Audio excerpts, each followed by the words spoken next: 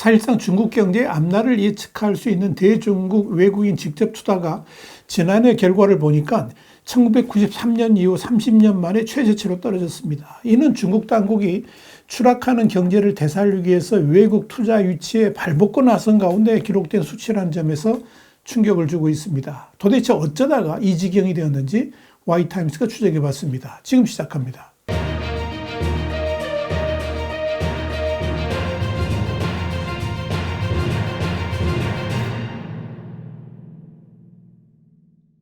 일본의 니케이 아시아는 19일 중국 국가외환관리국은 지난해 국제수지 잠정치를 발표하면서 작년 외국 기업들의 대중국 직접 투자액, 그러니까 FDI가 330억 달러, 한 44조 원에 그쳤다라고 전날 밝혔다 그러면서 이는 1993년 275억 달러 이후에 가장 작은 규모다, 이렇게 보도를 했습니다.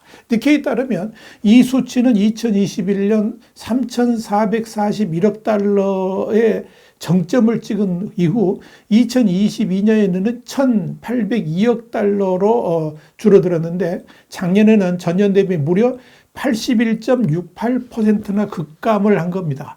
또한 최고를 찍었던 2021년에 비하면 10%도 되지 않는다는 점에서 충격적입니다. 이와 관련해서 블룸버그는 국가외환관리국 데이터는 자금의 순 흐름을 측정하는 만큼 외국 기업의 이익 및 그들의 중국 내 사업 규모 변화를 반영한다라고 분석을 했습니다. 블룸버그는 이어서 미국의 고금리 및 미중 간의 지정학적 긴장, 반간첩법 시행 등에 따라서 외국 기업들이 자금을 중국 밖으로 빼나가는 상황을 반영한다라고 평가를 했습니다. 그렇다면 세계 최대의 공장으로 군림했던 중국에 대해서 외국인들은 왜 투자를 기피하는 것일까요?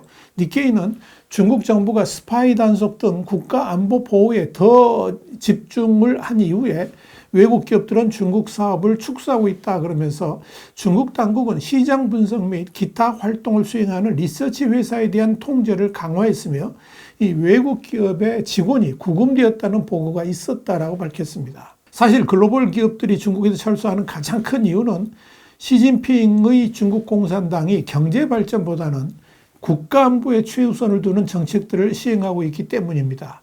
이로 인해서 중국 당국은 우선 중국 경제에 대한 실체적 진실에 외국 기업들이 접근하지 못하도록 철저하게 봉쇄하기 시작했고, 또 중국 경제 관련 통계가 공식 발표 외에는 외부로 빠져나가지 못하도록 단속을 하고 있습니다. 그리고 이런 제재를 위해서 중국 당국은 반간첩죄 등을 대폭 강화했습니다. 이런 이유 때문에 글로벌 기업들은 중국 경제의 현실이나 미래 같은 기초적인 통계치를 구하는데도 어려움을 겪고 있고, 이런 상황이 지속되면서 중국에 대한 아무런 통계 자료도 없이 깜깜이 투자를 해야만 하는 상황으로 내몰린 겁니다. 그런 투자를 글로벌 기업들이 반길 리가 없습니다. 또 하나의 문제는 중국에 투자한 글로벌 기업들의 안정과 관련된 것인데, 이 글로벌 기업들에 대해서 중국 당국이 수시로 검열을 한다든지 심지어 수사를 하고 동시에 직원까지 구금하는 일들이 다반사로 일어나면서 마음 놓고 기업 활동을 할 수 없는 상황이 되었습니다. 여기에 대해서 니케이는 11월과 12월에 중국에서 활동하는 일본 기업을 대상으로 실시한 설문조사에서 여러 응답자가 반간첩법에 대한 불확실성으로 인해서 일상생활에 대한 우려를 표명했으며 본사에서 투자 제한을 승인하지 않고 있다라고 지적을 했습니다. 이런 상황에서 중국에 대한 미국의 제재 조치도 글로벌 자금들이 중국으로 유입되는 것을 가로막고 있습니다. 니케이는 미국이 중국의 첨단 반도체에 대한 접근을 제한하면서 칩 관련 기업들이 중국을 떠나고 있는 것이 분명해졌다 그러면서 로디움 그룹에 따르면 중국은 2018년 전 세계 칩 관련 FDI 48%를 차지했지만 2022년에는 1%로 급감했다라고 밝혔습니다.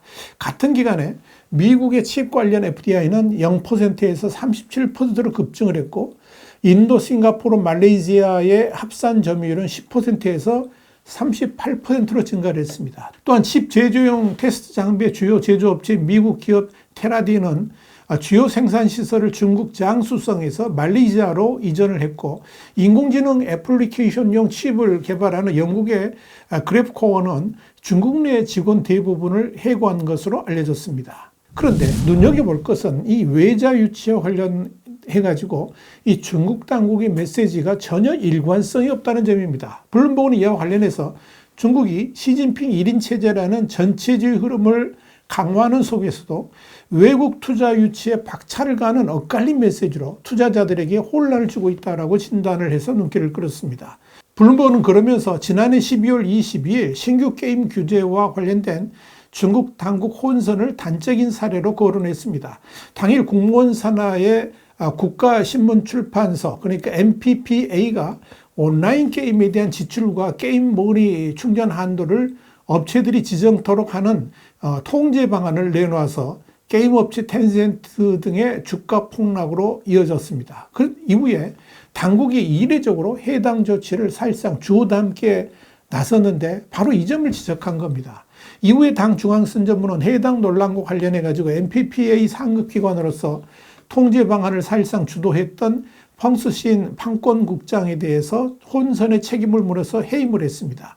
이어 MPPA는 지출 한도 설정 같은 당사자의 우려에 대한 의견을 계속 수렴하고 개선하겠다 이런 입장을 냈습니다. 그리고 게임 105종에 대해서 판호 그러니까 중국 내 게임 서비스 허가를 새로 발급하는 선심성 조치로 게임 업계를 달랬지만 한 번 망가진 게임 업계는 좀처럼 예전 모습을 되찾지 못하고 있습니다. 이번 사태에 대해서 블룸버그는 당 중앙선전부와 MPPA가 관행대로 게임의 청소년에 대한 부정적 영향력을 우려해서 통제 방안을 냈지만 그 윗선이 외국 투자 유치에 바탕을 둔 게임업계 살리기에 역행했다라고 질책하면서 벌어진 일이다 이렇게 분석을 했습니다. 문제는 이런 혼선이 이번이 처음 아니라는 데 있습니다. 최근 몇 년 새 중국 당국의 빅테크 그러니까 거대 정보 기술 기업 제재와 해제에서도 유사한 상황을 확인할 수가 있습니다. 통제되지 않는 빅테크가 시진핑 1인 체제를 위협할 수도 있다라고 판단한 중국 당국은 부의 독점을 문제 삼아서 중국 최대 전자상거래 기업인 알리바바 등을 수년간 제재를 해왔습니다. 특히 중국 당국이 빅테크에 대해서 제재에 나선 것은 시 주석이 통치념으로 전면에 내세운 전체 인민의 정신과 물질 생활이 모두 부유한 공동부유 정책과 깊은 연관이 있습니다. 시 주석은 기회가 있을 때마다 좌클릭 정책인 공동부유를 강조해 이 서방 투자자들을 긴장시켜 왔습니다. 서슬퍼런 시진핑의 정책을 앞뒤 가리지 않고 집행에 나선 중국 당국의 위협으로 인해서 결국 빅테크는 생존의 위기에까지 내몰리게 됐고 이로 인해서 중국 경제 전반에 심각한 자해를 하고 있다는 평가가 나오면서 지난해 7월 돌연 모든 제재를 해제했습니다. 그런데 글로벌 기업들에 대한 엇갈린 메시지는 더욱 심각합니다. 블룸버그는 중국의 지방정부들이 글로벌 투자 유치와 안보 강화라는 두 가지 메시지를 놓고 혼선을 거듭하고 있다 이렇게 지적했습니다. 실제로 블룸버그는 지역개발 정책에 직접 관여하는 저장성, 스촨성 관리 6명을 인용해서 지방 공무원들이 상부의 정치적 메시지를 잘못 읽어서 처벌받는 걸 피하기 위해서 정치적 상황 탐색에 주력하고 있으며 경제 살리기는 사실상 뒷전으로 미루고 있다 이렇게 보도를 했습니다. 중요한 것은 시 주석은 물론이고 리창 총리와 허리펑 부총리가 중심이 돼가지고 추진하는 투자 유치를 독려하고 있다는 점입니다. 그러면서도 중국 공안당국은 이런 투자 유치 노력에 찬물을 끼얹는 조치들을 계속하고 있습니다.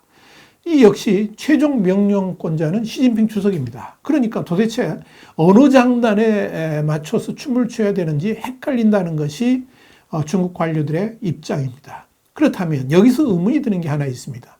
시진핑 주석은 지금 자기가 무슨 말을 하고 있으며 어떤 명령을 내리고 있는지 알고나 있을까 하는 점입니다. 하루는 글로벌 투자 유치 진흥책을 내놓으면서 꽹과리와 북을 쳤다가 그 다음 날은 반간첩법 강화를 외치면서 칼춤을 춥니다. 이런 시진핑의 헷갈린 명령들을 우리는 도대체 어떻게 이해를 해야 될까요?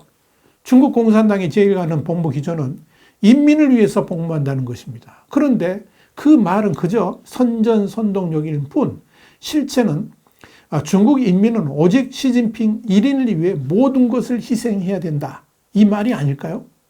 여러분 어떻게 생각하십니까? 참 불쌍한 중국 인민들입니다. 와이탄 정세 분석이었습니다. 감사합니다.